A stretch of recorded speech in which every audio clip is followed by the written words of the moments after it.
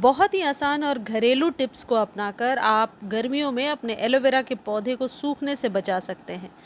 अक्सर एलोवेरा गर्मियों में कुछ इस तरीके का हो जाता है जैसा आपको वीडियो में दिख रहा है। इस सूखते हुए एलोवेरा को किस तरीके से बचाना है, कौन से ज़रूरी टिप्स को फॉलो करना है, ये आज के वीडियो में आप जानेंगे। सबसे पहली टिप है कि वाटरिंग कितना करना है। सबसे ज़्यादा यही क्वेश्चंस कमेंट सेक्शन में पढ़ने को मिलता है कि एलोवेरा को कितना पानी देना है गर्मियों में।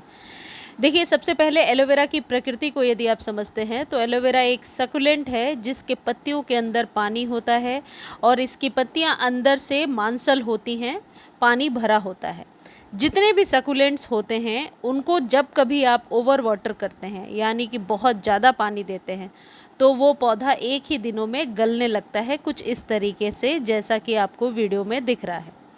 लेकिन यदि इस पौधे को आप अंडर वाटर करते हैं तो पौधा मरेगा नहीं, लेकिन यहाँ से इसकी शुरुआत हो जाएगी, यानी टिप के पास से पौधा जलने लगेगा और धीरे धीरे टिल्ट होने लगेगा, मुड़ने लगेगा। तो एलोवेरा के पौधे को पानी गर्मियों में डेली देना है, लेकिन जब कभी आप पानी दे रहे हैं सॉइल का ड्राई होना ज़रूरी है। जैसे मेरे गमले में आपको दिख रहा है, सॉइल एकदम आपको देखने से ही ड्राई समझ में आ रही है, उसके बाद पानी दीजिए। एक बार अच्छे से पानी दीजिए, फिर 2 से 3 दिनों तक पानी देने की ज़रूरत नहीं पड़ती है। एलोवेरा के पौधे को गर्मी में आप 2-3 दिनों के गैप पर पानी दीजिए तो बेहतर होता है, लेकिन बरसातों में बिल्कुल वाटरिंग करने की ज़रूरत नहीं है। यदि पौधा ओपन में आपने रखा है और 2-3 दिनों पर बरसात का पानी यदि इस पौधे को मिल रहा है, सर्दियों में तो 10 डेज़ पर एक बार वाटरिंग। दूसरी सबसे इम्पॉर्टेंट टिप रहेगी वो है सनलाइट। सनलाइट कितना चाहिए आपके पौधे को। एलोवेरा को अभी आप सुबह के धूप में यानी मॉर्निंग से लेकर दोपहर तक की धूप में रख सकते हैं। यदि आपने सॉइल अच्छा रखा है और गमला जो है थोड़ा बड़ा है तो आप पूरे दिन के सनलाइट में भी रख सकते हैं। जैसे ये पौधा आपको दिख रहा है, इसमें ग्रोथ भी हो रही है और थोड़ी सी पत्तियां काली हो रही हैं। ऐसा इसलिए हो रहा है क्योंकि सॉइल देखिए किस तरीके से ड्राई है। इतनी ड्राई यदि सॉइल है और धूप में पौधा है तो निश्चित तौर पर पौधा धीरे धीरे खराब होगा। जितने भी सकुलेंट्स होते हैं उन सकुलेंट्स को जब पानी कम मिलता है तो इनकी पत्तियां धीरे धीरे सिकुड़ने लगती हैं और उसी पानी से पौधा सरवाइव करना शुरू कर देता है। तो पानी इतना देना है कि मिट्टी में मॉइस्चर रहे, जैसे आपको इस सॉइल में दिख रहा है। खासकर गर्मियों में इस बात का आप ज़रूर ध्यान रखिए और मॉर्निंग से लेकर के दोपहर तक की धूप में आप इस पौधे को रख सकते हैं। बस इस बात का ध्यान रखिए कि मिट्टी एकदम ड्राई ना हो, मिट्टी में थोड़ा मॉइस्चर हो। अब तीसरी इम्पॉर्टेंट चीज़ है कि इसका प्रोपोगेशन कैसे करना है। देखिए, ये जो तरीका मैं आपको दिखा रही हूँ, ये जो पप्स इसमें नीचे से निकलती हैं उन्हें निकाल करके यदि आप अलग गमले में ट्रांसफ़र कर देते हैं तो बहुत ही जल्द रूट डिवीज़न से आप नया पौधा तैयार कर सकते हैं। और ये काम बरसातों के पहले भी किया जा सकता है, बल्कि इस सीज़न में भी आप ग्रो कर सकते हैं।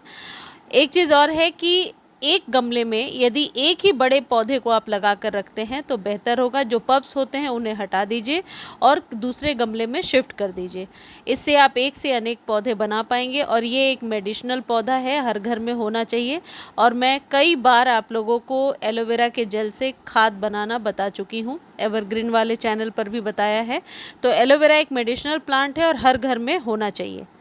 इस पौधे में ज़्यादा गुड़ाई नहीं हो सकती क्योंकि गुड़ाई करने से जो न्यू पप्स होती हैं वो कट के निकल सकती हैं, वो डैमेज हो सकती हैं। तो इस बात का ध्यान रखें कि गुड़ाई ज़्यादा नहीं करना है। यदि नए एलोवेरा को आप लगा रहे हैं तो आप, यदि एलोवेरा का पौधा छोटा है तो 6 इंच के कंटेनर में लग जाएगा। वैसे एलोवेरा ज़मीन में या बड़े कंटेनर में भी बहुत आसानी से लग जाता है। एलोवेरा के पौधे को 2 तरीके से ग्रो किया जा सकता है। रूट डिवीज़न से, यानी कि जो पप्स निकल रही हैं जैसे बताया सॉइल में लगाकर, या फिर पत्तियों से। लेकिन पत्तियों से ग्रो करने का जो तरीका है वो थोड़ा सा लॉन्ग प्रोसेस हो जाता है। तो बेहतर है इसके पप्स को इस तरीके से निकालिए और दूसरे सॉइल में दबा दीजिए, बहुत ही जल्दी ये पौधा तैयार हो जाएगा। इस पप्स को लगाने के बाद आप डायरेक्टली सनलाइट में रख सकते हैं, इससे पौधे को कोई नुकसान नहीं होगा। एलोवेरा को यदि आप इंडोर ग्रो करना चाहते हैं तो बेशक आसानी से ग्रो कर सकते हैं, लेकिन धूप में इस पौधे की ग्रोथ डबल होती है बजाय इसके कि ये इंडोर रखा हो। इस पौधे को धूप की ज़रूरत होती है, बिना धूप के ये पौधा ख़राब होने लगता है और इसकी पत्तियाँ बहुत ज़्यादा बड़ी बड़ी निकल कर नहीं आती हैं। फरवरी से लेकर दिसंबर तक एलोवेरा में अच्छी ग्रोथ होती है, लेकिन 15 दिसंबर के बाद से जब सर्दियां उत्तर भारत में बहुत होती हैं और जनवरी तक ये पौधा डोरमेंट होता है, उस वक्त ज़्यादा खाद पानी देने की ज़रूरत नहीं होती है। एलोवेरा के ये फूल हैं जो दिख रहा है आपको, एलोवेरा में फ्लावरिंग भी होती है और बहुत ही खूबसूरत माना जाता है और वास्तु के अनुसार एलोवेरा के फूल बहुत आप कह सकते हैं घर के लिए अच्छा माना जाता है। तो जो पौधा आप धूप में रख रहे हैं उसमें ही फ्लावरिंग होने के चांसेस होते हैं। और आप देख रहे हैं ये ज़मीन में लगा हुआ एलोवेरा है और इसकी पत्तियां कितनी इस तरीके से मांसल हो गई हैं। एक चीज़ और है, ये एलोवेरा की पत्तियों को कट करके पीस कर यदि आप बालों में लगाते हैं तो हेयर फॉल की प्रॉब्लम सॉल्व होती है। अदर भी जितनी प्रॉब्लम है हेयर फॉल की या और भी बालों से जुड़ी हुई जो प्रॉब्लम है वो सॉल्व होती है। और इसे यदि आप फेस पर लगाकर सोते हैं तो या फिर लगाकर छोड़ देते हैं थोड़ी देर, तो सनबर्न की या पिगमेंटेशन की या फिर जिन्हें पिंपल्स वगैरह की प्रॉब्लम है वो नेचुरली अपने आप ही ठीक हो जाती है। चलिए अब खाद की बात कर लेते हैं। एलोवेरा को ओवर फर्टिलाइज नहीं करना है, लेकिन साल में 2 बार आप इसे नीम खली और वर्मी कंपोस्ट 2-2 मुट्ठी दीजिए यदि पौधा 6 से 12 इंच के बीच के का कंटेनर में लगा हुआ है।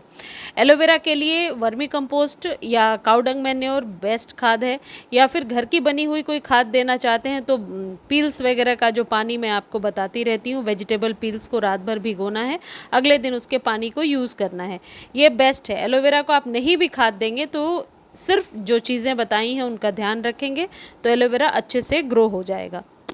किसी भी खाद को खरीदने का लिंक डिस्क्रिप्शन में दिया हुआ है और मेरे फेसबुक पेज का लिंक भी डिस्क्रिप्शन में दिया हुआ है, आप जा करके एक बार विजिट करके फॉलो ज़रूर कर लीजिए। इस वीडियो को आप फेसबुक पर भी देख सकते हैं। मुझे उम्मीद है वीडियो आपको बहुत अच्छी लगी होगी। धन्यवाद।